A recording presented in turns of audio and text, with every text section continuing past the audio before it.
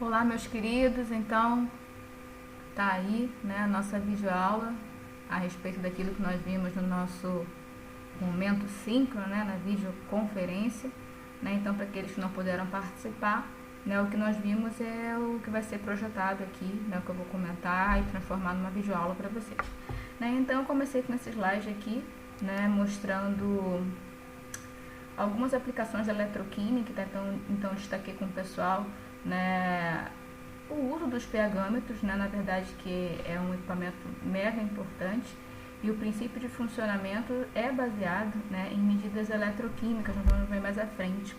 Né, depois nós passamos por essa figura aqui, né, de peças metálicas revestidas aí, simulando aí o ouro, né, então um processo de recobrimento metálico. Temos essa imagem aqui de uma bateria de carro, né?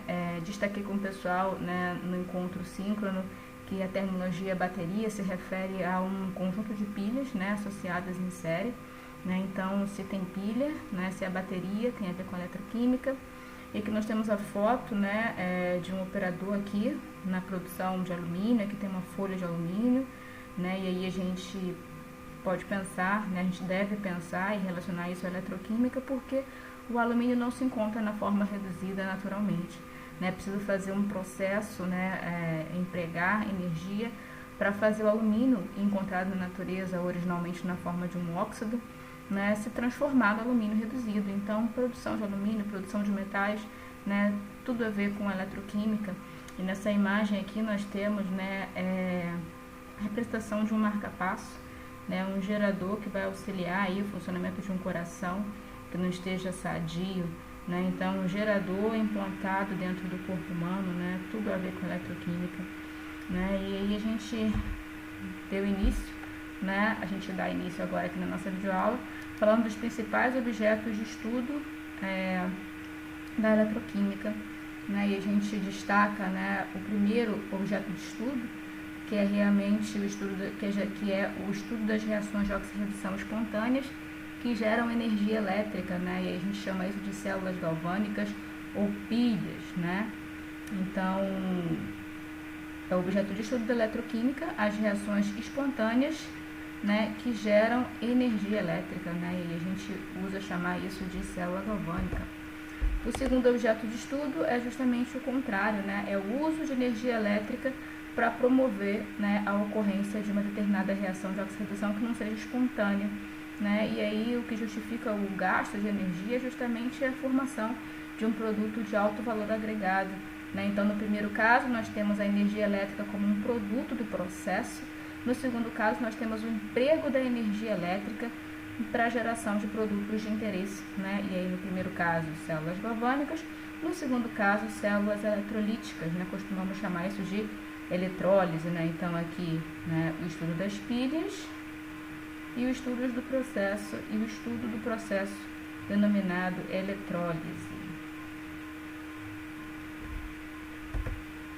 E passamos para o termo eletrodo, né, e o entendimento do que é potencial de eletrodo, né? Por que isso é importante? Né? Porque as pilhas são compostas por eletrodos, né, e os processos eletrolíticos envolvem aí, né, o uso de eletrodos, né? Então é necessário saber o que é eletrodo, né, o que é esse tal potencial, né, e mais à frente a gente vai aprofundando isso, né? Essa videoaula diz respeito a uma revisão, né, que a gente fez aí no nosso primeiro dia de aula de Físico-Química 3, né? Então o termo eletrodo, na verdade, ele se refere a uma semicélula, né? E aí, eletrodo ou semicélula, por definição, é um sistema contendo formas reduzida e oxidada de uma determinada espécie com possibilidade de interconversão entre elas por meio de um condutor metálico, né? Então, não adianta ter um copo onde a gente coloca uma solução de cobre 2 e uma solução de cobre 1. Isso não constitui um eletrodo, uma semicélula, porque se não houver um condutor, né, permitindo a interconversão entre as formas reduzida e oxidada, né, nós não temos um eletrodo, nós temos apenas uma mistura, né, de uma forma oxidada com uma forma reduzida. Agora, se eu coloco cobre 2 e cobre 1 e um fio de platina, né, eu tenho então a possibilidade da interconversão entre essas formas, e aí isso define um eletrodo. Nesse gifzinho aqui, né, o que nós temos são duas semicélulas conectadas, né? E aí notem que, né, esses pedaços metálicos aqui em cada semicélula estão conectados, e nós temos também a conexão, né, da parte líquida, né, da solução eletrolítica desses eletrodos dessas semicélulas, né? E aí nesse caso aqui, né, a representação esquemática, né, diz respeito a um eletrodo de cobre, né, formado por um pedaço de cobre imerso numa solução contendo íons de cobre 2, né? E aí, por conta, né, da superfície de cobre ser, né, uma superfície metálica, obviamente, né, por conta do pedaço de cobre ser um condutor metálico, é possível haver a interconversão entre as formas cobre 2 e cobre 0, né? Se o cobre 2 se aproxima da superfície de cobre, né, ao receber elétrons, esses íons cobre 2 podem se converter a cobre. Da mesma forma, né, se os átomos de cobre do pedaço de cobre, né, se oxidam, eles geram cobre 2, né, que vai para a solução e deixa na superfície elétrons, né? Então as duas formas podem se interconverter, né? Um eletrodo assim, isolado, né, ao longo do tempo ele atinge o equilíbrio entre essas reações aqui, né, de redução e oxidação, e com esse equilíbrio estabelecido ele é dito polarizado, né? A quantidade de cargas na superfície aqui não muda mais, né, porque cobre 2 a cobre 0 e cobre 0 a cobre 2 entram em equilíbrio, né? Então a quantidade de cobre, né, a quantidade de carga nessa superfície aqui passa a ser constante, uma vez que o equilíbrio é atingido, né? Essa superfície passa a estar polarizada e o eletrodo é dito polarizado. O potencial de eletrodo, né, fisicamente, ele é interpretado como a carga negativa sobre o condutor. Então, o que acontece? Conforme os átomos de cobre saem, né, e a solução começa a ganhar íons cobre 2, né, essa superfície fica carregada de elétrons, né? Quando o equilíbrio acontece, quando o eletrodo é polarizado, existe uma quantidade fixa de cargas negativas na superfície e uma quantidade fixa de cargas positivas, né, espalhadas pela solução e também próximas aqui dessa superfície carregada negativamente.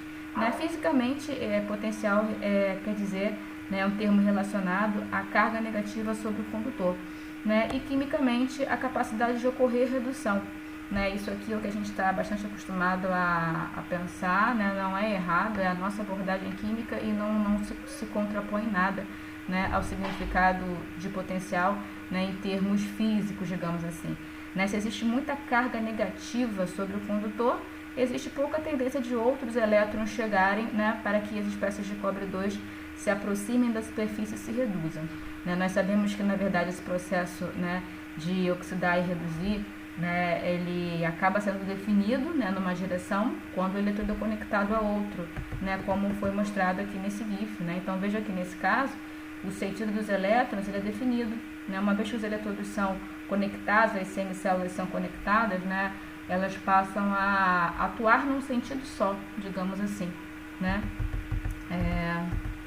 Então, se tem muita carga negativa, né, se o potencial é muito baixo, né, pensando em termos de carga na superfície, tem pouca tendência de mais elétrons virem para cá, promovendo a redução das espécies oxidadas. Né? Então, um potencial baixo, né, pensando em termos de cargas acumuladas, está totalmente de acordo com um potencial baixo, né, o que indica uma pequena capacidade de redução. Né, o que a gente está acostumado a pensar está correto, né, a nossa abordagem como químicos, né, sem problema nenhum. Então, tem um vídeo interessante aqui, peraí. Vamos dar uma olhadinha nesse vídeo.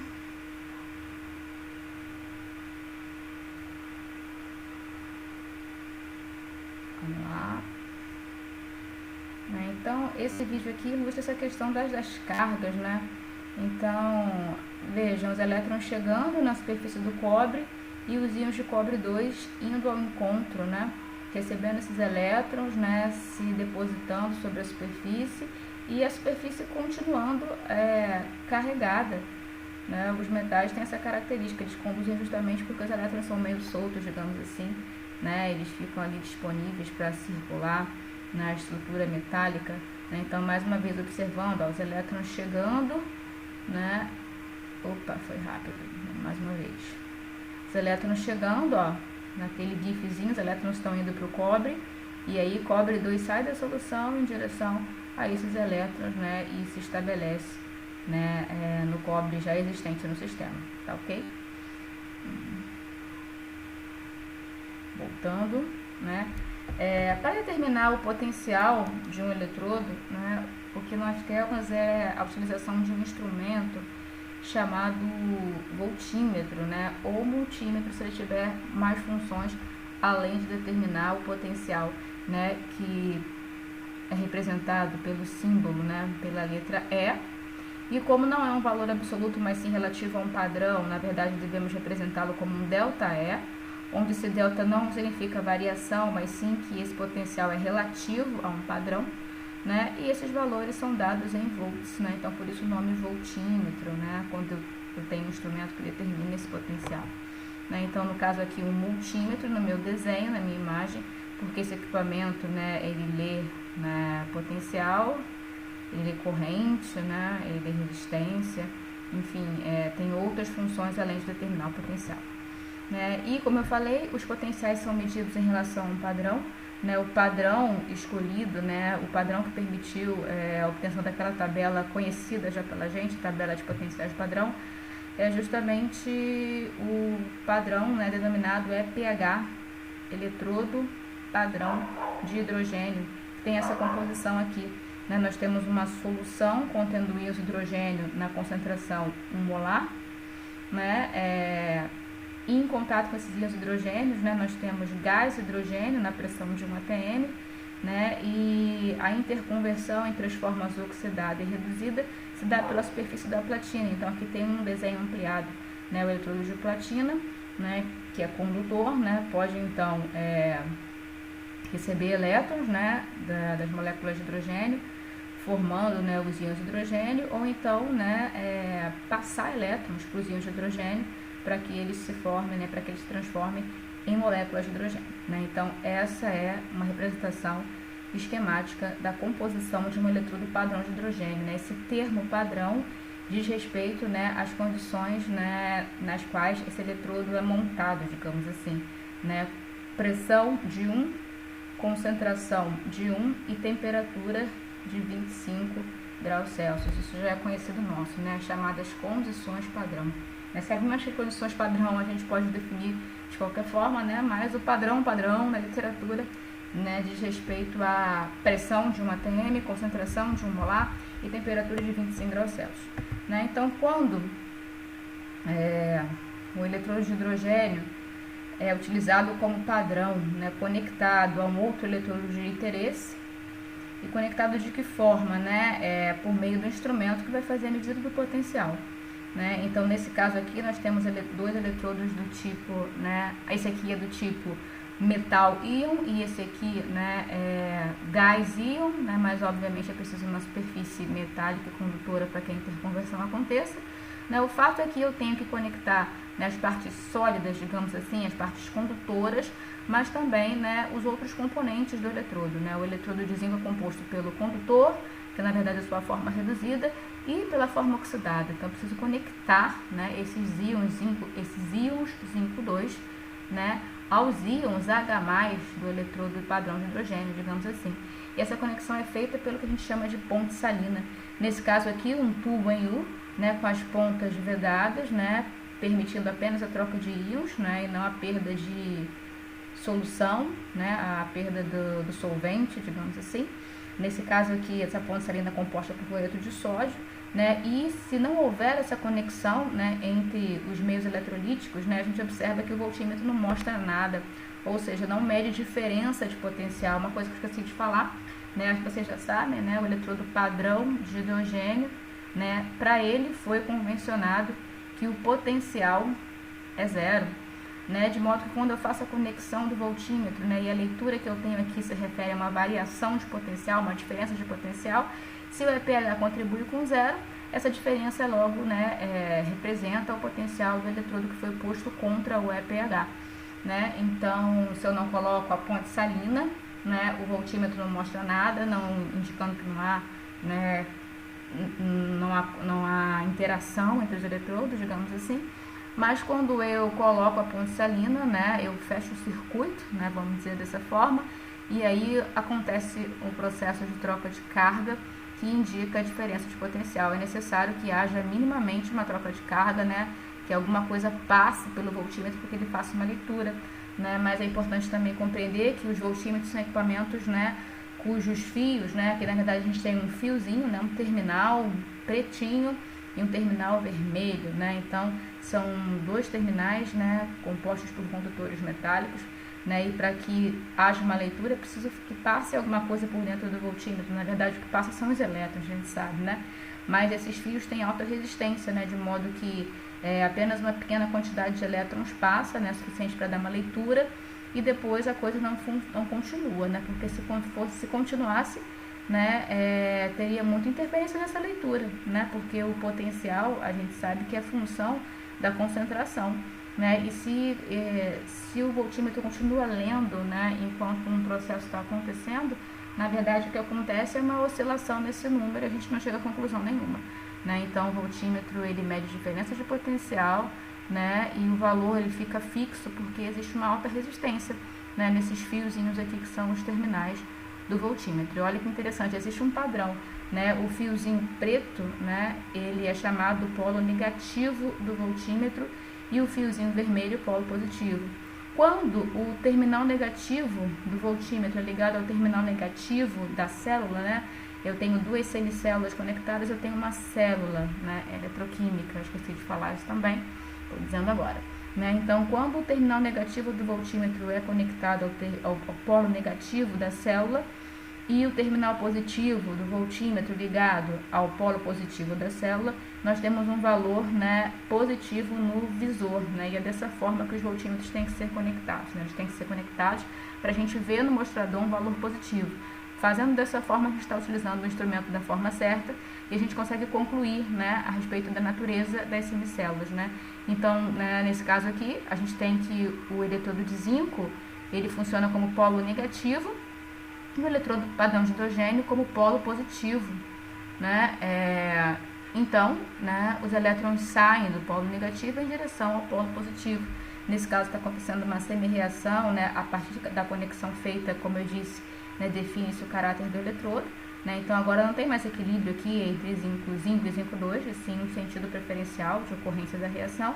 Nesse caso, eu tenho, conforme está escrito aqui, né, a oxidação do zinco com a redução dos íons de hidrogênio do EPH.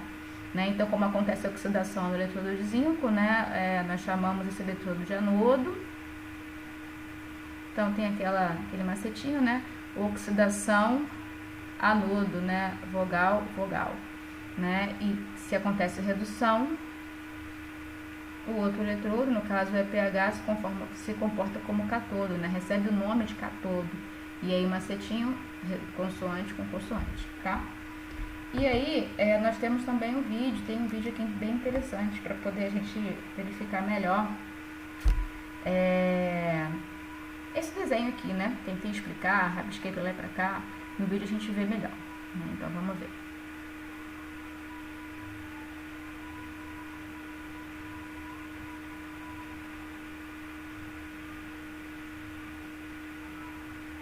Cadê?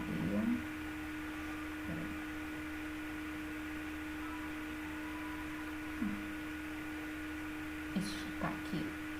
Né? Então essa daqui é um aplicativozinho em Java, não tem um voltímetro aqui, tem uma lâmpada, né? Então, os eletrodos estão conectados, vamos devagar, por um fio, né,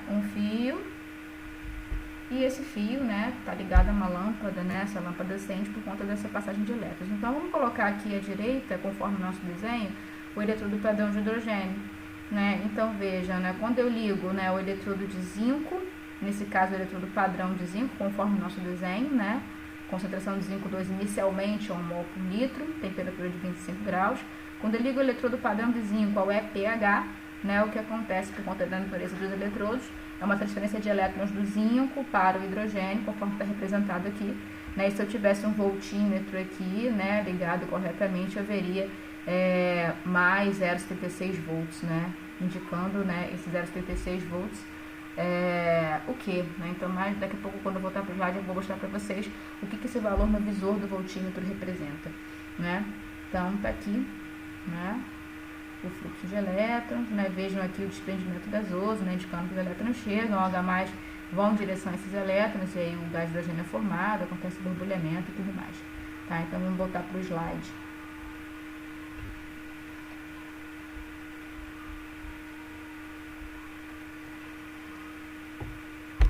Deixa eu apagar essa tela. Fica melhor pra gente. Deixa eu voltar pro meu ponteiro. Cadê? Meu querido. Né? Então, esse valor aqui, ele representa uma diferença de potencial. E se ele é positivo, ele está dizendo, né? Ele está mostrando, na verdade, a continha de um número maior menos um número menor. Né? Por isso que o valor é positivo. Então, essa diferença de potencial, ela corresponde a um potencial mais alto menos um potencial mais baixo, né? Pensando no potencial, na nossa visão de químicos, né? Quem tem o potencial mais alto é o eletrodo que tem maior tendência, né, de receber elétrons, né, para que aconteça uma redução. Nesse caso, é o próprio EPH. O EPH é o eletrodo de maior potencial de redução, por isso os elétrons vão em direção a ele. Né, é o eletrodo denominado catodo, né? Então, nós temos aqui como diferença de potencial justamente o potencial de redução mais alto, que é o do catodo, menos o potencial de redução mais baixo, que é o anodo. Né? Esse ΔE lido ali no voltímetro foi 0,76, o catodo é o pH, que contribui com 0, né, e fica aqui a ser determinado o potencial de redução do anodo. E aí a gente faz a continha e vê que esse potencial de redução do anodo é menos 0,76 volts, né, o que indica que os íons de zinco 2, eles têm menor tendência a reduzir que os íons de H+, né? E aí toda essa tabela de potenciais padrão de redução, ela pode ser interpretada sempre em relação ao padrão. Mas como todas as medidas são determinadas em função do mesmo padrão, eu posso também comparar valores entre si, tá? Então tá aí, ó, potencial, né, do flúor para fluoreto, o potencial do iodo para iodeto, o potencial do ferro 2 para ferro 0, todos em função do eletrodo padrão de hidrogênio. Mas eu posso comparar, né, valores entre si, porque o padrão é o mesmo, né? Então, se eu conecto eletrodos de ferro 3, ferro 2 ao eletrodo de alumínio 3, alumínio 0, né, a tendência maior de redução é do ferro 3, né? Então, o alumínio passa elétrons para o ferro 3 se reduz, o alumínio oxida, e aí aquela história toda que a gente já sabe, tá? Outra coisa importante, né, de saber, de relembrar, são os tipos de eletrodos, né? Os eletrodos são classificados em tipos em função da sua composição. Basicamente são 4, né? Eletrodos do tipo metal-íon, né? Aquele que tem, né, o íon na solução e o metalzinho, né, o mais basicão. Eletrodo gás-íon, que é justamente o exemplo, né, relativo ao EPH, né? Nós temos o íon de H+, e o gás, né? Notem que aqui tem representação da platina, porque é a superfície através da qual, né, a interconversão é possível.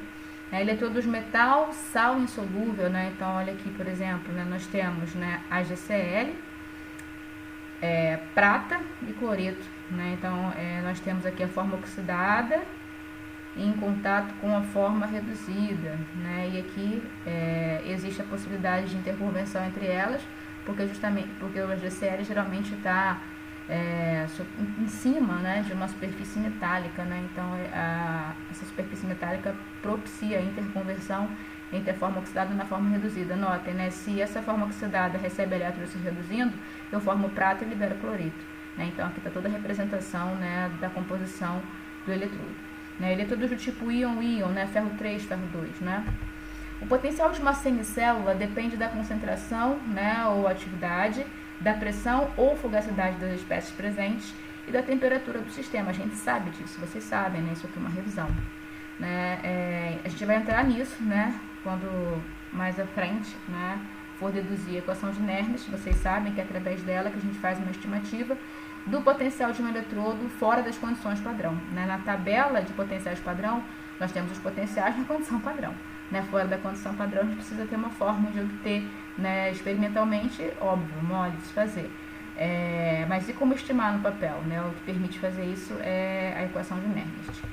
Representação dos eletrodos, né? Então, por exemplo, do eletrodo metal íon, a gente representa assim, né? É importante, sempre no sentido da redução, né? Então, existe uma convenção para que a gente sempre pense, né, nos eletrodos, quando se fala, né, quando se trata do seu potencial, né, que a gente sempre pense no potencial de redução, né? Então, um eletrodo, quando não está conectado, quando ele está sozinho, né, para ele existe um potencial de redução de oxidação. Quando ele é conectado a um outro eletrodo, se manifesta um caráter, né? Ele define a função dele, né? A reação que vai acontecer nele. Mas existe um potencial de redução e um potencial de oxidação associado, né? Mas a convenção é que a gente se prenda, que a gente, né, sempre faça nossa análise em termos de potencial de redução. Então, até a representação ela se dá levando em consideração, né, os processos de redução, independente, né, se está ocorrendo redução ou oxidação no eletrodo quando ele é conectado a um outro, né? Então, eletrodos do tipo metal íon representam no sentido da redução, ó, cobre 2 a cobre 0, e essa barra representa a superfície metálica do próprio cobre, que permite a interconversão do cobre 2 em cobre 0. Se eu não coloquei nada em relação à concentração de cobre 2 e nem em relação à temperatura, é porque eu estou em condições padrão, tá? Segundo exemplo, eletrodos do tipo gás íon. Então, imagine que eu tenha lá inicialmente uma concentração de H+, 0,30 molar, né, uma concentração de uma pressão, né, de gás hidrogênio meio atm, né, e aqui está a representação, né, no sentido da redução. Ó, H+ vai a hidrogênio zero, né, sentido da redução, por meio da superfície, a barra indica a superfície de platina. Notem que entre H+ e H2 eu pus uma vírgula, né, porque existe o contato direto entre essas espécies, né? O hidrogênio está dissolvido na platina e ele entra em contato com H+ na solução, né? Então, contato direto, vírgula, contato por meio de uma interface, barra. Eletrodos do tipo metal, sal insolúvel, né? Então, aqui, ó, eu tenho em cima da prata o HCl, né? E em contato com essa prata o cloreto, né? Essa barra representa a interface, né? A superfície da prata em contato com a HCl, né, e em contato com o cloreto quando ele vai para a solução, uma vez que ocorra a redução nesse eletrodo, né? Então, sempre no sentido da redução, a cobre 2, cobre 0, H+, H2, HCl, Ag. Eletrodos íon, por exemplo, ferro 3 e ferro 2, uma vírgula, porque estão em contato direto, e uma barra para representar a superfície da platina. Estou representando no sentido da redução, ó, ferro 3, ferro 2. Né, atividade meio molar, nesse caso aqui o potencial é dado pela atividade. Se eu não coloquei nada aqui é porque é concentração molar. Se eu não coloquei nada aqui para o cloreto é concentração molar. Se eu não coloquei temperatura é 25 graus Celsius. Se eu não coloquei temperatura é 25 graus Celsius. Tá? Então, de maneira geral, a representação se dá sempre no sentido da redução. Atenção à questão da barra e da vírgula. Atenção em relação a definir, né, a concentração ou a atividade, a pressão e a temperatura. E é isso, tá, gente? Foi isso que a gente viu na nossa primeira aula. Espero que tenham entendido. Deus abençoe vocês. Um beijo e até mais. Tchau, tchau.